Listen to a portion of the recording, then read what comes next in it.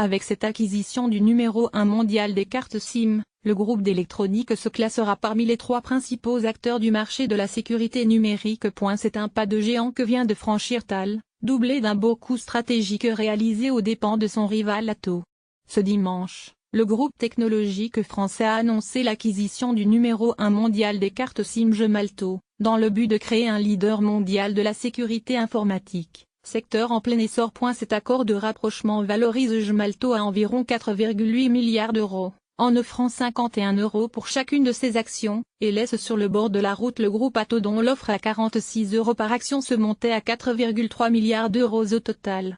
Thales, dont la sécurité est l'une des branches à côté de l'aérospatiale, du transport et de la défense, et qui compte au total 64 000 salariés dans 56 pays, veut ainsi présider avec le spécialiste de la protection des données à la création d'un leader mondial du marché en croissance rapide de la sécurité digitale, selon un communiqué conjoint. Grâce à cette acquisition, Thales se classera parmi les 3 principaux acteurs mondiaux avec 3,5 milliards d'euros de chiffre d'affaires sur le marché en forte croissance de la sécurité numérique.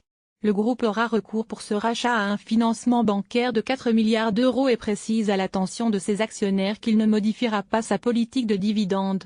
Lire aussi plan social chez Gemalto. Atos candidat au rachat du géant de la carte à puce. Thales apportera son activité numérique à Gemalto, qui continuera d'opérer sous sa propre marque, en tant qu'une des 7 activités mondiales de Thales. Et Philippe Vallée, directeur général de Gemalto, prendra la tête de cette nouvelle activité. Patrice Ken, le président-directeur général de Thales, un groupe qui pèse environ 18 milliards d'euros, a affirmé lors d'une conférence de presse téléphonique qu'il s'agit d'un vrai projet de conquête, un accélérateur de croissance pour 2 jumeaux dans le numérique. Vous avez les 2 plus grands groupes de tech mondiaux d'origine française, c'est aussi pour ça que ce projet a été voté à l'unanimité, a lancé Patrick Ken. Il s'est par ailleurs félicité d'accueillir chaleureusement les 15 000 employés de Gemalto au sein de son groupe. Sur le volet social, Thales n'anticipe pas de suppression d'emplois qui résulterait de cette opération et s'engage à préserver l'emploi dans les activités françaises de Gemalto au moins jusqu'à fin 2019. Selon le communiqué, il s'agit d'une expansion commerciale qu'on va pouvoir jouer pour être plus fort sur l'ensemble du monde, a de son côté évoqué Philippe Vallée, directeur général de Gemalto.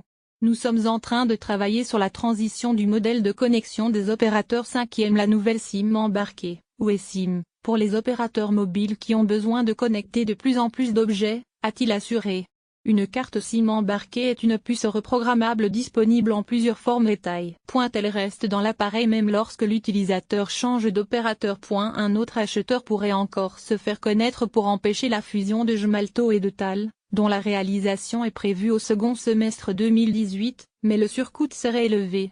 Les 2 entreprises peuvent résilier l'accord de rapprochement si un tiers fait une offre, qui serait formulée à un prix supérieur d'au moins 9% au prix offert par Thales, selon le communiqué. Interrogé sur la date du début des discussions avec Thales, afin de savoir si cela est intervenu avant ou après le rejet de l'offre d'Atos, Patrice Ken et Philippe Vallée ont refusé d'en dire davantage. Gemalto est né en 2006 de la fusion de Jean Plus, pionnier français de la carte à puce, inventée par Roland Moreno, et d'Axalto, fruit de la fusion des activités carte à puce de Bull et de Schlumberger. Gemalto fabrique toujours des cartes à puce. Numéro 1 mondial des cartes SIM, le groupe attend maintenant le décollage de l'eSIM pour rebondir sur ce marché saturé, tandis qu'il s'est cassé les dents sur la bulle du marché américain des cartes bancaires à puce.